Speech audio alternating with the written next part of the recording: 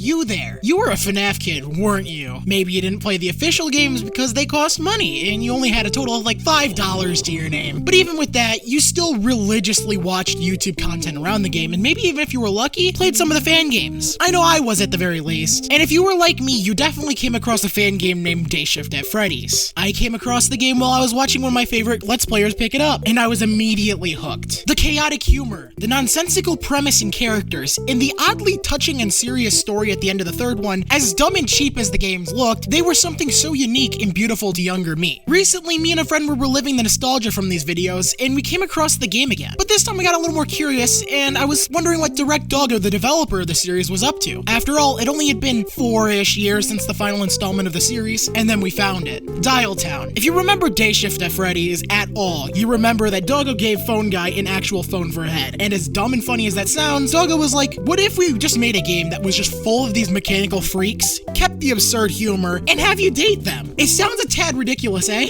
Well, yeah, it definitely is, but it still works out to be such a unique experience that I want to delve into with y'all today. So let's get into Dialtown, Phone Dating Simulator.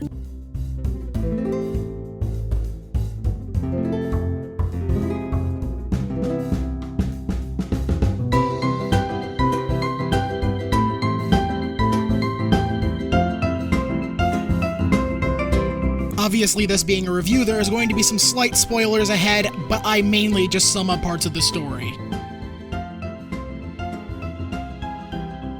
So Dialtown admittedly is in no way perfect, and I found it genuinely difficult to finish the game in the few months it took me. I'm looking at you, Bigfoot, fuck your route. When I first got Dialtown, it definitely reminded me of the charming, borderline insane humor of its predecessor, but cranked up to 11. Genuinely, those moments where you're dropped into this game and you harass poor Jerry in his ticket booth for the ungodly amount of time that you choose to had me red-faced tomato laughing and crying out for air. The image of your cryptid green ass scuttling up to the desk and uttering the words, "Ticket Jerry," is borderline Joker laugh-inducing. And these interactions between Jerry and our character Phone Gengi are the best in the game, and I praise you, Doggo, for how insane they are. Some less hilarious interactions come from the 4 dateable characters of the game: Karen, Oliver, Randy, and fucking Bigfoot. And out of the 4, I'd say Karen and Oliver's are probably the most funny. Randy's is okay, and Bigfoot's route is genuinely a fucking slug to get through, and I hated nearly every second of it. Speaking of which, why is our watermelon-hued lizard 6-nipple beast protagonist trying to find a partner anyways? Phone Gengi, this fuck, whether their biology makes any logical sense, is trying to gain access to the fun fair to lay eggs. Don't question it, just don't.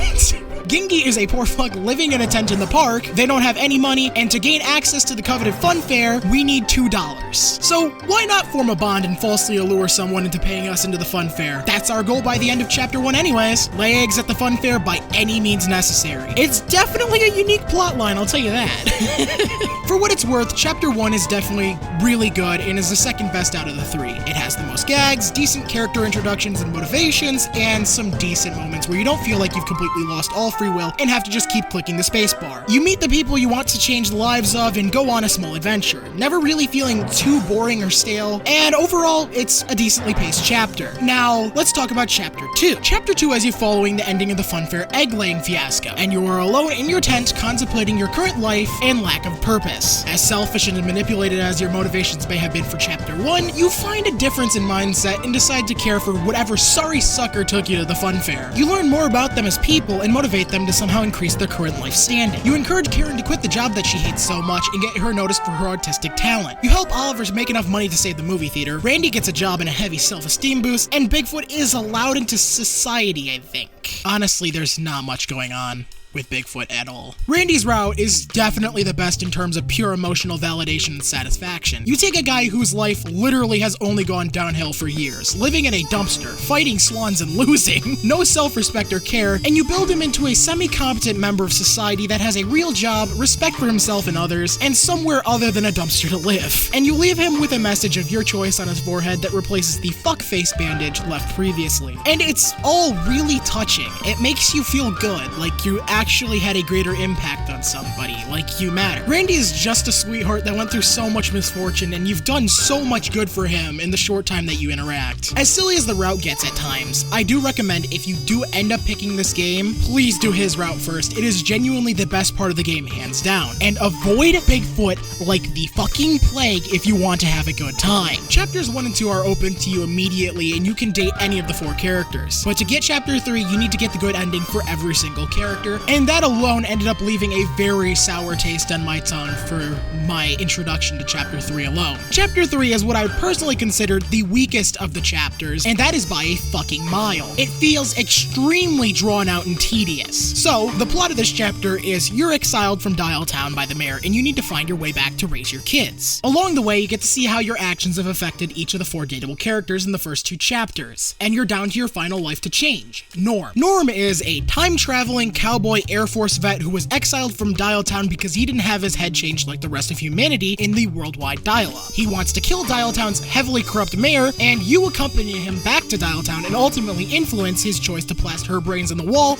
or reform her, finding mercy where there shouldn't be or go nuclear and cause chaos. The good ending of this route is touching and definitely makes the suffering I had to endure to finish it slightly worth it, but it's completely understandable if you drop the game here, because I nearly did, honestly. Dialtown is at its strongest when it's wrapping up storylines or being hilarious with its nonsensical interactions. It probably sounds funny to say this about a single-player game, but play this game with friends. My best times I've had with this game was when I was hanging out with my friend Mikey, and we were just fucking around in the game and doing dumb shit, absolutely torturing Jerry and just overall being a menace. Jokes tend to be funnier anyways when more people are around, and Dialtown is no exception. My worst experiences with this game were when I was playing it alone trying to finish it, and in all fairness, I decided to make a review of this game after I already had it half finished, so it probably neutered my fun and made it feel more like a chore than a game to play. Dialtown, though, is easily at its weakest when you're alone playing routes like Bigfoot or Norms. Comparatively, the other routes just give you so much more freedom and choice, which makes Dialtown feel like less of a graphic novel and more like an interactive movie. You have actual say in the outcomes and are not just clicking single pieces of text to get to the end of the story. But in Norms, and most notably Bigfoot's route, a lot of this initiative is taken away from you in favor of dealing you a much more specific story, which does work better in Norm's route because it has a satisfying ending and there's actual character to imprint on. Bigfoot, on the other hand, just feels like an overdone joke that gets extremely obnoxious after 10 minutes, and his route easily lasts 2.5 hours if you're reading what's being said very quickly. I pray for the slow readers out there. You're gonna definitely need all the help you can get with this one. Honestly, there is not much personality to bounce off of, or many real choices to make the route interesting, so it just ends up feeling like a spacebar simulator. I did Bigfoot's bad ending first, and that got really boring, so when I realized I had to do his good ending to get Chapter 3, I unironically considered altering my game files so I wouldn't have to play his route any more than I had. And due to my lack of saving and general melted brain, I accidentally sold Bigfoot to the zoo, and I had to restart the route 45 minutes earlier, which actually made me want to cry, so that experience probably also didn't help with my general distaste for this route. Norm's route is better because at least there's an actual character and not just monkey. Norm's route does give you a lot more choices comparatively, but the mayoral meetings are genuinely a fucking drag a lot of the time, and I audibly sighed every single time the game transitioned to one. I do appreciate Doggo giving you at least a very slight initiative in these meetings by allowing you to choose some outcomes like every 10 minutes, but not having any input for the rest of the meeting genuinely made them feel like a drag, especially because of how dry the humor felt at times. And this is how the route starts, with you in a meeting that well overstays its welcome and lasts an ungodly amount of time. I genuinely hate these parts of the game, and I'd rather not play them if I could. After the meetings were over, I thought the route would possibly pick up because I saw Jerry's glorious wheelchair-bound ass roll onto screen, and I remembered how funny the interactions with him were, so 10 or so minutes of clicking spacebar later, I was just sad. After a lengthy introduction that got a chuckle or two out of me, we finally smuggled back into Dialtown, and it was a lot more spacebar clicking with very small moments of late funny. The route ended with you confronting the mayor in a burning Dialtown and deciding her fate and, by extension, Norm's. You get a happy ending, or you get the bad ending. The ending ending was cute, but